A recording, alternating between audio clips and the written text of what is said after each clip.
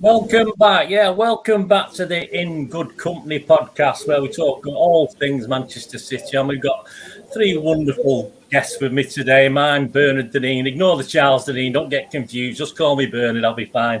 Three wonderful guests to discuss our glorious team and a couple of other things that might affect us as well this week with the international break. So Amos, how are you today? How have you been and what have you been up to? Yeah, all good. I think I'm probably one of the few people in the world supporting a Premier League fan who doesn't actually mind the international break. Got over to Stockport County over the weekend, was reporting there for Non-League Daily, so had a good weekend. Had a good weekend of football, yeah. Smashing. Abdul, how have you been, mate? How's things in Pakistan? Is it nice and warm? Because it's getting a bit chillier here now. Yeah, it's actually fine here. It's actually just rained yesterday, so it's obviously very cold now. We actually had to turn our fans off and actually wear our jackets. But I'm fine. I hope everyone's well as well. Super. Stuart, how are you, mate? I'm good, mate. I'm a bit like Amos, mate. I don't mind the international break. It can get a bit boring, but my liver's good for a rest sometimes, I think, after football. So it's been all right. Just a bit tired. Not as expensive either. Yeah. It's probably the only time I sort of drink more than a couple of pints when football's on. So, yeah, I do. It's not used to it. It shouts at me, what are you doing? What are you doing? So there you go. Right, guys. I mean, we had an interesting week before we finished, didn't we, before the international break? I think the game's coming up and, all right, they don't look as bad, but they're going to be quite interesting and still a bit difficult. We're not going to touch upon the next three games. Obviously, we've got Burnley, Bruges, and then we got Brighton, haven't we, which is an interesting game. But we're going to talk about Burnley first of all. We're not going to touch upon the other two necessarily today. We're just going to do a preview of the Burnley game. Abdul, mate, is it going to be another 5-0 for the fourth or fifth time? I'm losing track now. Are we going to break records and is it going to be a 5-0 job again against Burnley? I mean, it should be, obviously. Burnley, no offense to Burnley, but they're a good team, but we have a very good chance. We have the players, we have the manager, tactics. I'm pretty sure we can even get more than 5 goals. So I hope we can beat them more than 5. Yeah, I think Stuart, the problem with this Burnley game is that, we're going to talk about the team in a bit and who is going to start. And that worries. I have no idea. I think for the first time this season, I don't really have a clue what Pep's going to do with this one, to be honest with you. I mean, obviously, it's a very important game, but on the sort of size of things, obviously, it should be they're 18th, aren't they, at the moment, struggling a little bit. But just generally, rather than name players, do you think Pep will go strong, or do you think he'll risk a couple of younger players in it? I think he'll go strong. After the result we had away at Chelsea and we got a point at Liverpool, I think he's going to have to go off, continue that, and continue the momentum. Obviously, we had the international break, sort of breaks up momentum a little bit, but it's definitely a winnable game, like Abdul says. But the City fan inside me is also saying, look what happened when we played Southampton, and we could easily have all the possession and not put it away. Yeah, Amos. Burnley just recently, they had a few problems at the end of last season, didn't they? They were struggling a bit, but they had a takeover going on. But obviously, I think that's more or less been sorted now, but obviously not to the extent of a certain other team's takeover, of course. But at least they don't have that sort of boardroom. And I think Dyche himself has said he's quite happy with the squad he's got. But 3 draws and 4 defeats don't exactly say that they're doing fantastic. What's going wrong there at the moment? Yeah, less Saudi Arabia, more Skegness for Burnley, I think. Yeah, Stu mentioned it there. The real problem for City heading into this one is the complacency we saw against Southampton. Anything other than 3 points in these fixtures coming up, these winnable inverted commas fixtures, sort of sets back what has been, like we said before, a really good end to September. So Burnley, on paper, you'd expect 5-0. I think it's 20-0 the last 3 or 4 meetings on aggregate score City have beat Burnley by. But you know what City like. We all know what City like. And these are the games that come up every season when we're saying, oh, what fantastic form we're in. Could be double figures. And then, I don't know, Ashley Barnes pops up with a back post header in the 80th minute. Well, I think Stuart, I think the Burnley fans, I'll go to you, Stuart, on this one. I think the Burnley fans are dreading it because he sent 1,100 tickets back. I get a bit perturbed about these away fans. Obviously, Burnley are not the first. I think Arsenal sold out this season. Well, Burnley specifically, but why aren't the fans coming to the Etihad? Is it did they not get a nice friendly welcome from us? What's the problem? They always seem to return tickets every team we play. Would you pay to watch Burnley? No, but they're watching City, mate. That's the thing. I don't know. I reckon, like you were saying, it's 20-0 over the aggregate scores over the last few seasons. It can get a bit disheartening, can't it? Turning up at the same ground every year to watch your team get pumped 5-0. It's not a fun experience for him, is it? And saves a bit of money, doesn't it? Yeah, I mean, I was doing a recent history vlog in 1998 when we met for the first time in the third tier of English football in 1998, and they brought 3,285. So, I mean, they're not going to bring that many this time. So, I must admit, where's the loyalty going to be like? I mean, the third tier of English football, they bring that many. Did they become like City fans where they become blasé and we sort of not that bothered? I mean, obviously, we're not going to sell out, I don't think. I'm sure we've not sold these spare tickets again Abdul. I mean, what's your little view on that, mate? Is it obviously from the Pakistan side of things? You can't get down to the game. There's not much chance of that on a regular basis. But is it all becoming a little too much? It's just same old. So the Burnley fans are not going to bother. They're going to watch it. You can't even watch it on telly, Abdul. It's not even on British TV. They can't officially watch it on British TV. So I mean, why? What can you think from your angle, from where you are? Why there's a big difference? I mean, as what Stuart said, obviously, if we want to watch Burnley, what if we trashed them almost 6-7-0? So the experience, there's not fun anymore when your team's gonna win. So I don't think, no wonder maybe why people don't want to come, or maybe Stuart said again that it saves some money, or they might even have plans because obviously it's against Burnley, so obviously that's easy 3 points for us. But obviously, as Amos said at the start, that we dominate, and then at the end, Ashley Barnes just comes with the winner. So that's my point.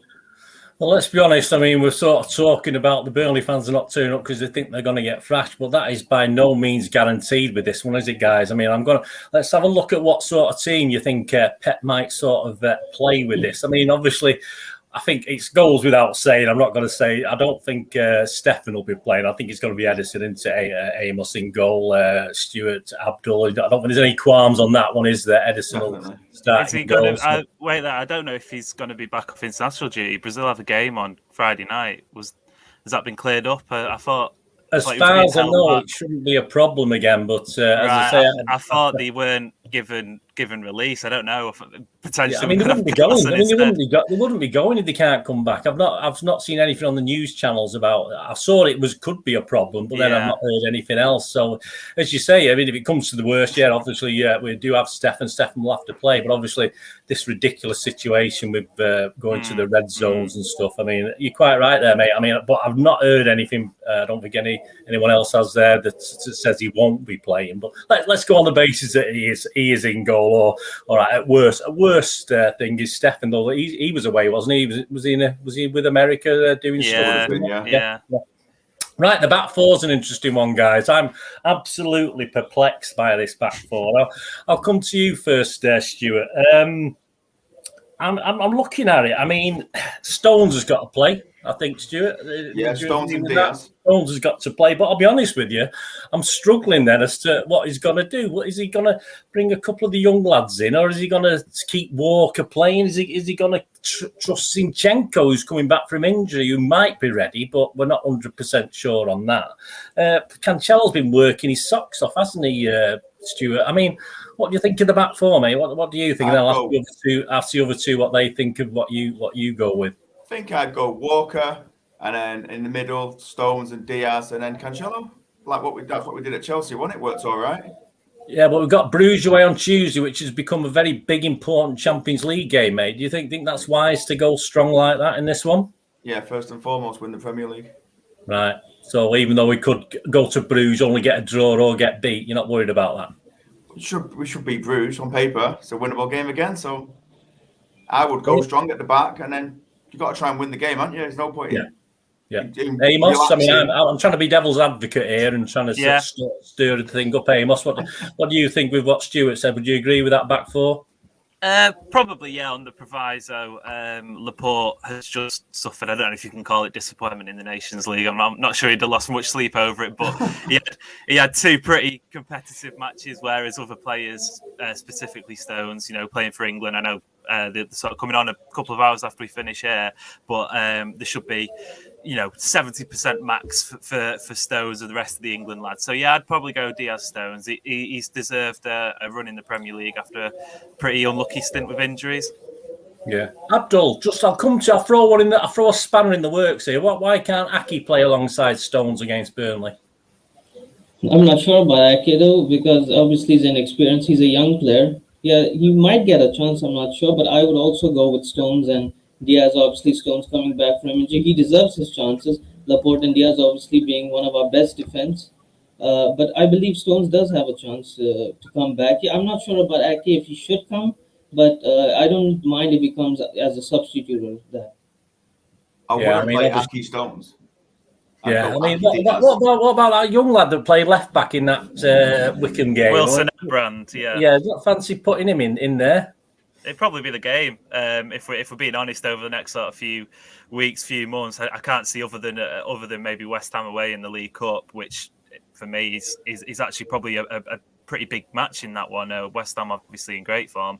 So if you're looking at the fixture list and Pep's looking at him saying, this lad deserves a chance in a more important match, then I'd probably say Burnley would be the one. At least maybe even on the bench for a run out in the last 15 minutes if things is all going well. Yeah.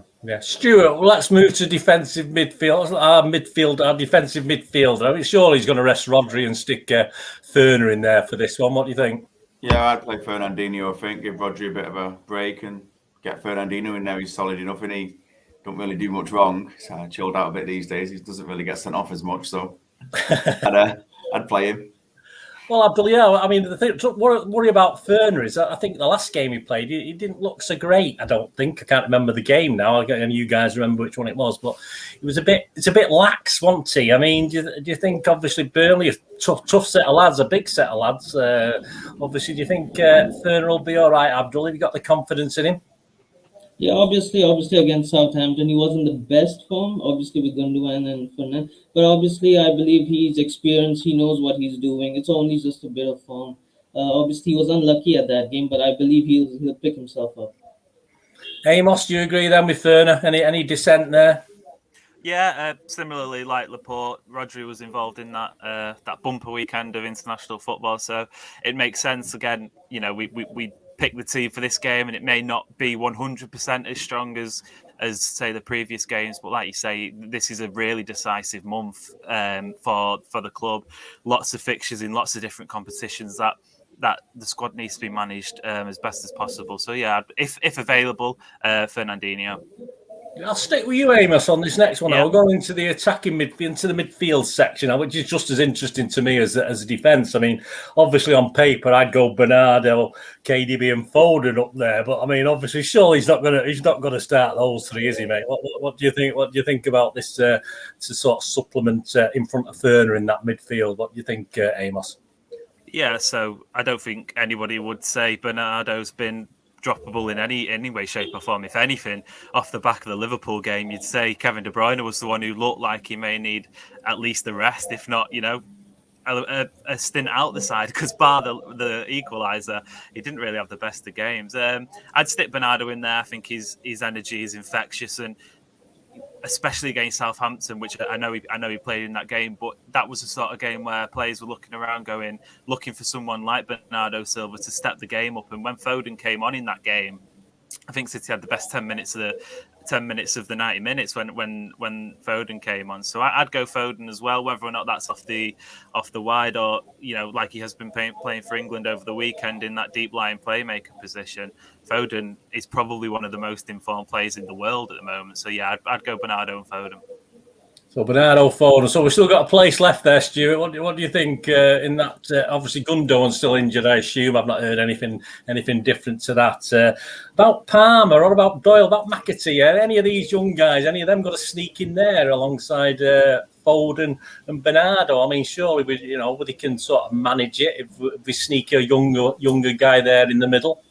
You could do. I could see Cole Palmer getting a run out. He's done all right, and since he's come in, but I don't know.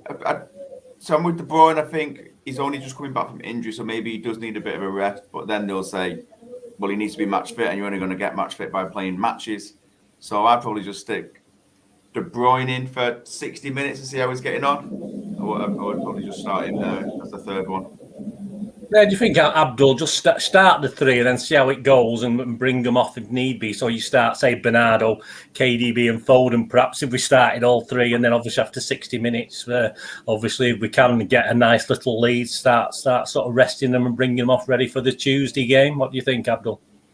Yeah, obviously what you said about the youngsters, if we bring the youngsters in there, we can bring them if we're winning, obviously. Because if we bring them if we're winning. So obviously they need the rest. We have Club Brugge next in the Champions League, and what you said that we still aren't qualified. We have to win that game. So we have to rest these players, play them a little bit in this Burnley match, and then rest them, take them off in the 60 and bring in the youngsters.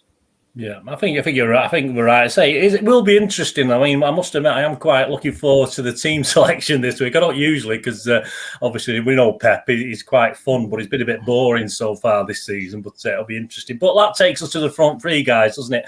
I'll stick with you again, Abdul. I mean, Mahrez has surely got to be in there. He scored a hat-trick last season against Burnley in the 5-0, and he was fantastic. So I don't think there's any doubt we got Mahrez, and surely he's going to put Sterling in there. But I'll leave the options open to accompany Mahrez and Sterling. What do you think? Do you agree with those two, Abdul, and who else perhaps could be put in there as the third striker, as the third forward? Yeah, obviously Mahrez has been in form for us, and I believe that there has been reports that Gabby and Edison might not be available. So obviously we don't have anyone at the right wing. So Mahrez, even if you see on all social media, everybody's just saying we need Mahrez in this game. Mahrez. So I believe yes, Mahrez definitely, and Sterling hasn't been having the best of forms lately. So I believe we should put him in these small matches, these easy to win matches. So then he can gain his confidence back, his form back. And obviously in the middle, I would love to put Ferran Torres, and I'm not sure if Pep would place him because he's been brilliant in the Nations League, both semi-finals. So I would put him up front with Sterling and Mahrez. Any changes to that, Amos? You think that's right? Do you think Torres should get the start? Say we've got a problem now, as Abdul just said there. We might have a problem with our Brazilian players after all, which isn't very good to hear. But obviously, I was sort of edging towards Torres myself based on what he's doing. I mean, I think he's got to have a good run in this team, to be honest with you. I think Pep dropping him doesn't work, to be honest with you. I think he needs to play week in, week out for a few weeks, to be honest with you. Mm-hmm. So would you say, what would you think, Amos? Do you agree with that? Yeah, 100%. I'd back Sterling and I'd back Mahrez with Ferran Torres in the middle of the two of those. I think that one thing with Ferran Torres is we've got patience. He's on a bumper contract. Unless somebody wants to come in and spend what I would guess to be upwards of 100 million to get him out of that contract, he's not going to go anywhere for a number of seasons. So there's no reason to sort of panic as to, he's having a couple of games out, he's having a couple of games in, his form's a bit patchy here and there.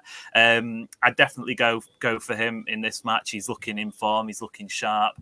And if you can get the most out of him in short spells in the team, and say the likes of Gabriel Jesus rotating amongst that as well, and maybe Phil Foden has a stint as a false nine or whatever, I think it's definitely going to ease the pain on what is quite a vacant number 9 position. Stuart, have you any wild cards to that? Any thoughts on perhaps someone you might throw? Obviously, Grealish isn't going to play, is he? Surely he's not going to. Surely he's going to rest Grealish. I mean, he's not been mentioned, has he? What do you think about that? He was the one I was going to say, but I would like to play Torres through the middle. I think he's done quite well for us this season when he's played in that role, and you're going to need someone out there, because even if Jesus does play, he's been better on the wing this season, like out wide of the three rather than through the middle. So I would play Torres, and if you've not got Jesus there, I'd probably go Mahrez and probably Sterling as well. I think we're sort of saying with this, guys, we're sort of saying that we all really want to go strong on this, don't we? I was a bit worried that Pep might have one eye on the next game. And obviously put a team out good enough. Don't get me wrong, but I'm sort of getting the feeling, Abdul, from all three of you really, that we want to play. Perhaps KDB perhaps needs a rest because he's not been great anyway. But apart from that, go our strongest sort of team from the back four onwards. What do you think, Abdul? Do you think that's what we are saying for this game? Yeah, sure. Obviously, we have to rest our players. As I said again, Club Brugge, we have to qualify for the Champions League. We have qualify for the knockout stages, round of 16. So yes, definitely we have to rest our best players. And obviously, again, I said it's Burnley, so it's an easy to win game unless we dominate and they score. So yeah. Yeah, well, I think Amos, I think Burnley will be a real challenge, to be honest. I thought they were quite feeble last season. They weren't even particularly physical. I've looked back on it, and they weren't that physical. I think we'll see a different Burnley this year, to be honest with you, with a bit of a crowd back. Obviously, they haven't got loads back, but yeah, do you think obviously we're right then, Amos, in going strong in this one, as strong as we can? Definitely. I don't know if anybody watched the highlights from when Burnley played Arsenal a couple of weeks back. I think it may have been the day of the Southampton game, but Burnley really impressed, and obviously that was at a time when Arsenal weren't particularly firing in all cylinders. But we know what Burnley can do. It's going back a few years since they took points off City. I think it was 2013, 14 potentially, or 14, 15. So it is a few seasons, but we've seen it with plenty of other teams. They've troubled United many a time at Old Trafford, even in games they haven't won. So definitely fans returning. They're a team who probably aren't best suited to behind closed doors football. They're a team who feeds off the energy of crowds, and especially away from home, the frustration of home supporters. So I wouldn't expect necessarily a 5-0, but saying that, I wouldn't have expected that against Arsenal a couple of weeks ago, and we know what this team can do when they're on form.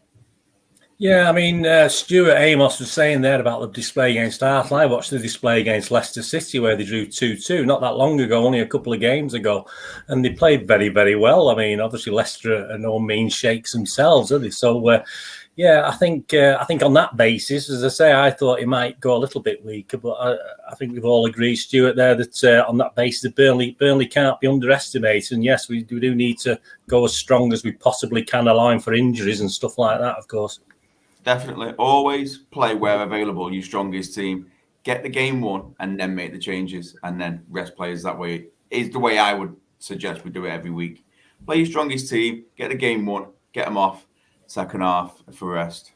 Yeah, well, I'm looking forward to a good game, actually. I think it will be a good game. I have no doubt about it. I know we're hyped on about the last 3 games we've played, but I think we've got some really tough, interesting games coming up, and we'll see again how much we all think our team's wonderful at the moment, don't we? I do anyway. I think players are outstanding at the moment, but hey, we've got a lot of big tasks to come. I won't ask you all for a score. We can just all agree that we will get a win. That'll do us. 3 points in the bag will do us, I think, against Burnley. So I think we'll leave the Burnley thing there.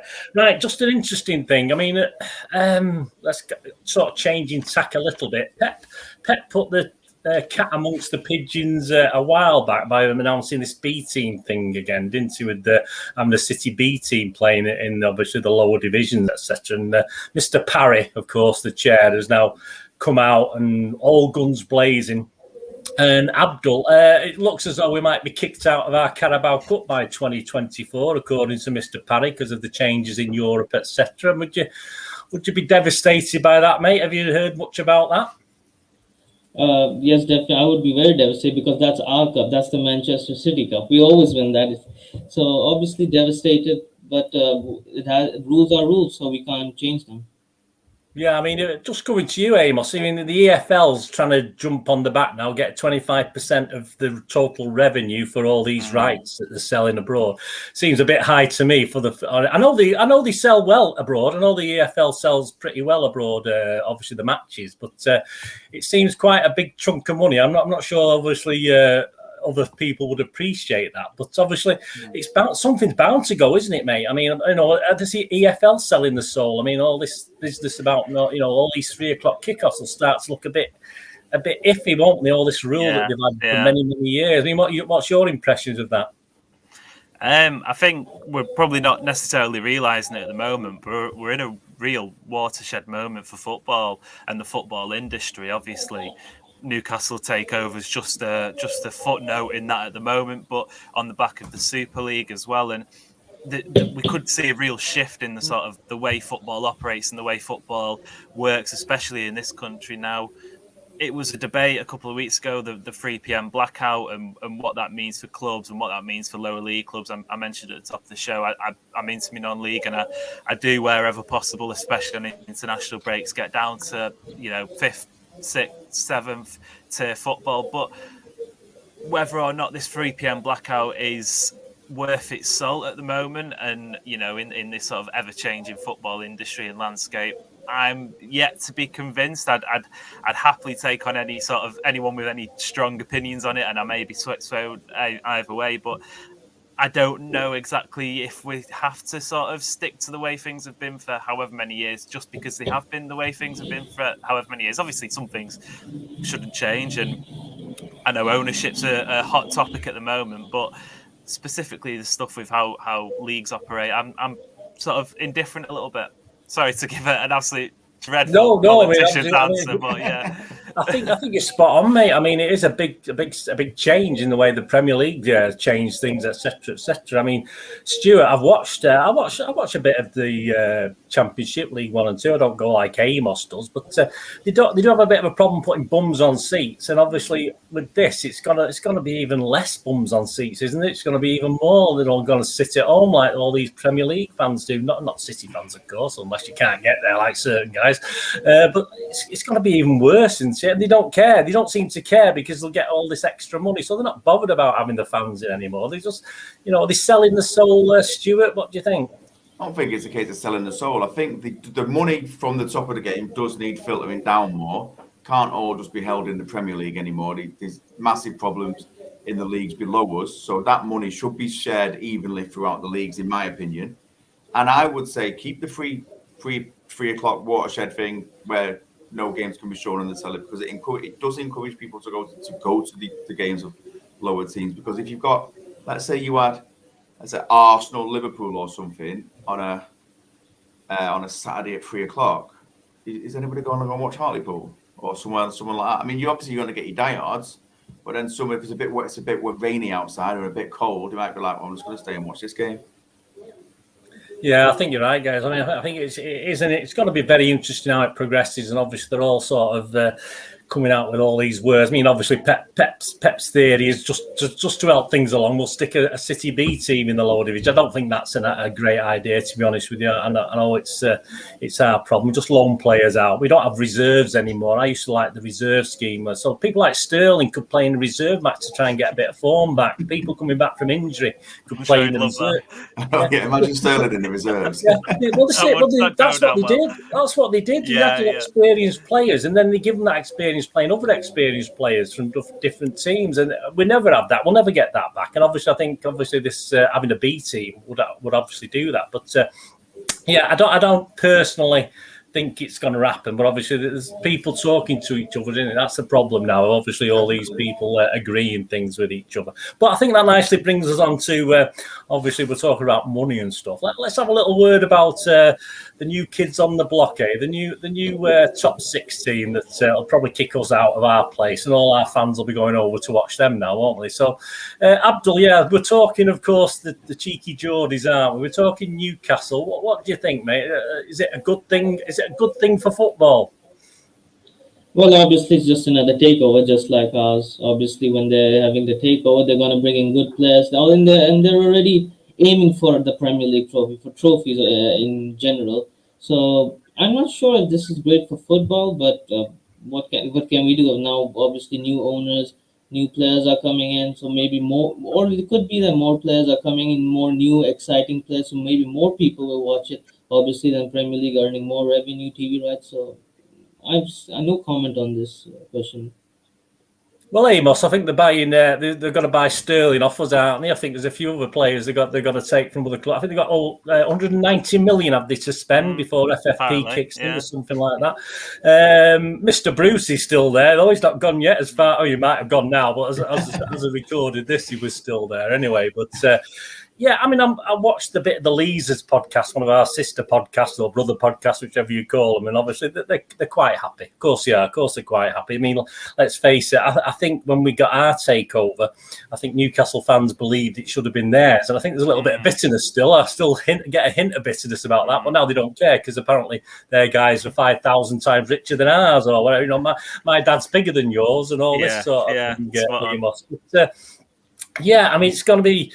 obviously, we stuck with Mr. Hughes for a while, didn't we, with our takeover? I mean, obviously, Mr. Bruce won't last long, will he, Amos? Let's be honest about it. So, what do you think the plans are? They're bringing the Conte in or somebody like that very quickly. What do you think the first step is for them to actually get into that top six, if you like? Yeah, I did have a little giggle on, I think it was Sunday night when the news broke that Steve Bruce, who'd have foreseen Steve Bruce is looking at being jobless, and some Newcastle fans were suggesting the likes of Antonio Conte, who's going to walk into a team who, for me, they'd probably at the start of next season be favourites to win the championship title, because at the moment I don't see whichever manager comes in, they'll be able to stay up. For their project, sort of inverted commas, their project, the biggest task, the first challenge is to stay in the division, because you can only imagine how many years are added on to whatever they're trying to achieve if they go down. It no doubt be detrimental for whatever they're planning. I'm not exactly sure bringing in somebody who's going to maybe attract players down the line is the right move for the next, 7 months of the season left. Ironically, I think it's probably a job for somebody like Steve Bruce to keep them in the division for this season and then potentially leave at the end of the year.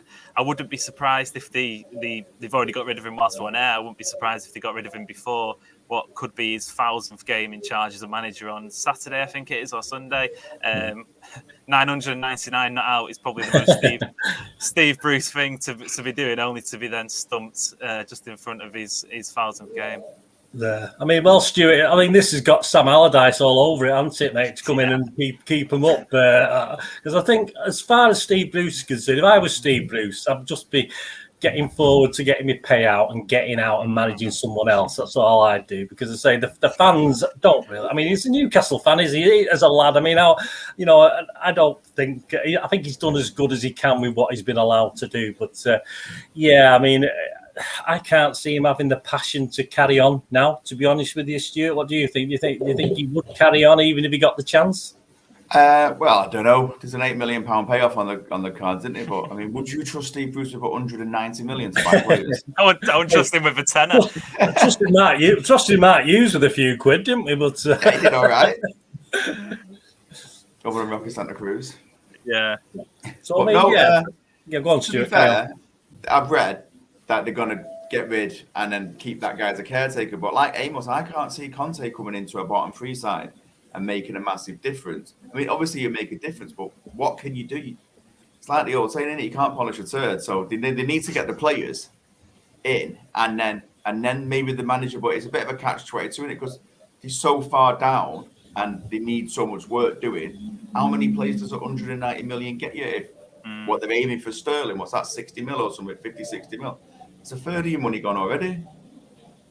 I mean, the problem is with Newcastle, I think, obviously, they've come in now. They've probably got some backup plan and what plan they're going to do. But obviously, we all know at City, obviously we came in and obviously we made some. We came in a transfer window, didn't we, and made some very, very, very sort of one or two good, well, not good signings, but landmark signings, if you like, to show that we're here. We've got the money. But that was before FFP. Don't forget, when City was took over, FFP didn't exist. Don't forget that as well. But at least they need someone with a bit of nous, let's be honest about it, to cope with this FFP situation. And I think, obviously, surely, I mean, obviously there's a lot of hate about Saudi Arabia as well. But I mean, this is a business at the end of the day. These are all businesses, and no one balks at the fact of Saudi Arabia coming and investing in a British company or something like that. Football shouldn't be any different, Abdul. But obviously, is there any reason why is football treated so differently? Why Newcastle going to be? I mean, I've only seen good things. Don't get me wrong. The fans have been supportive, non-Newcastle fans as well. I mean, all that I've seen is stick for City. To be honest with you, about this Newcastle takeover. I mean, it's not to do with us, but it's us get. They're a historic club. They deserve it. We don't. So we're getting all the usual plaudits. But I mean, whether it's Saudi Arabia, the United Arab Emirates, it doesn't really matter as long as they've sorted out the piracy. Abdul, that was the problem, wasn't it? They couldn't take over until they stopped this piracy over there. But it seems a weird thing, doesn't it? That was stopping it in the first place, the sort of takeover. But it's fine, isn't it? It's going to be fine, Abdul, for Newcastle and English football. Yeah, sure. Obviously, Obviously, Mike Ashley was, I believe, the previous owner, right? So obviously, the fans weren't even in love with him because I'm pretty sure he wasn't giving the transfer budget to actually transform this club that these people love. And obviously, these new people coming in with all this FFP, obviously getting 190 million. And if they do bring a good manager, well, obviously with Steve Bruce, I believe he's still going to stay this season. And the next season, they might bring someone like Conte or someone else. Then they might sign players with this. So obviously, then they can. I think, Amos, I think they're in a. If you look at the position they're in, I mean, Mac actually, all right, he didn't spend much money, but they're in a good financial position, aren't they? In many ways, they're in a far better, Amos, they're in a far better position than we were when we had the takeover, obviously. So, it is a great base for them, isn't it? Let's be honest about it. Yeah, definitely. I don't buy into the argument at all that we've seen floating about over the last couple of days that Newcastle have had it hard, they've had it tough, they've had it difficult. Let's put it, they're not a very well run club under Ashley, or at least they weren't. But I could list off a number of teams who have either flirted with administration and flirted with going out of existence, or actually have, just down the road from me, Bury, are no longer a football club. Gig Lane is sat empty at the moment. That's however many years of history down the drain. One thing on Ashley, though, and I know the sort of politics and the opinion pieces have been done to death over the last few days on Saudi Arabia. Is it good? Is it bad? Blah, blah, blah. And I don't need to throw my hat into that. I have my own opinions, but whatnot.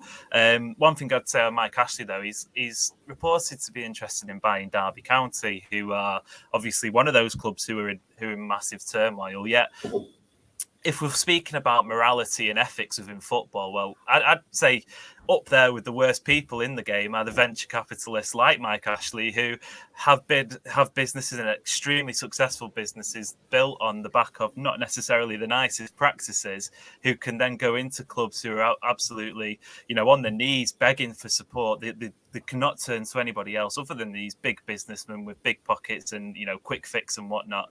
I'd say those people are equally as bad for the game. So if we're speaking about a reset, I'd get rid of the likes of Mike Ashley first.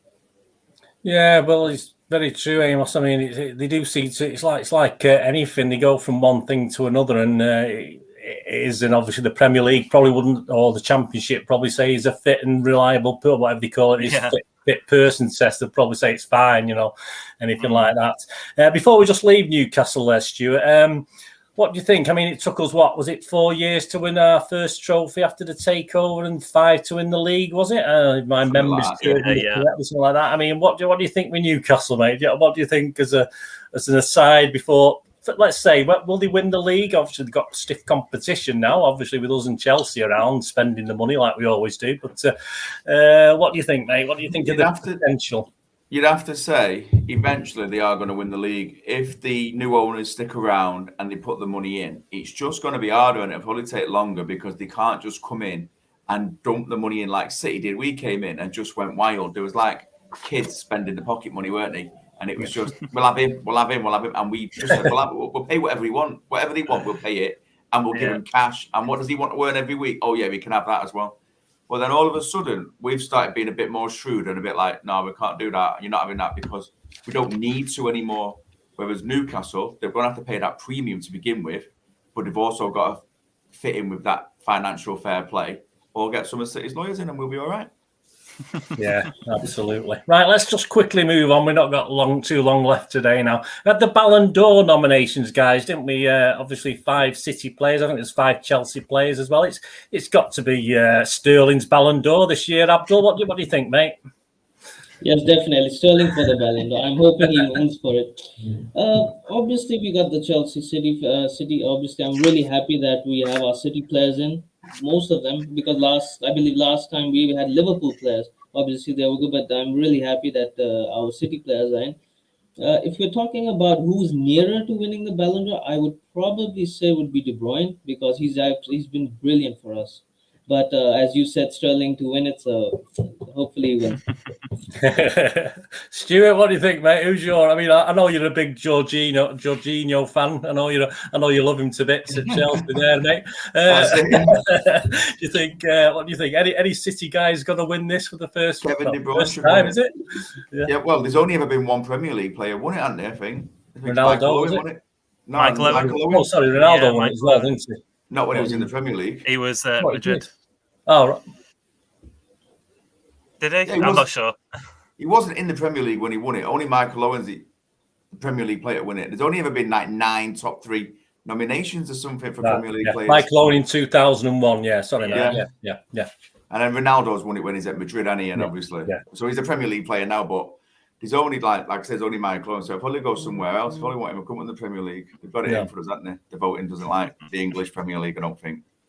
Yeah, I mean, there's a few names there I've looked. I mean, obviously, there's a lot from PSG, isn't there? I mean, Mbappe surely must come into the equation. But, I mean, it would be nice for it to go to one of the Champions League finalists. But to be honest with you, if it does go to an English team, I think it'd be more likely Chelsea. Do you agree, Amos? Or do you think we've got a slight tweak there at City of getting one?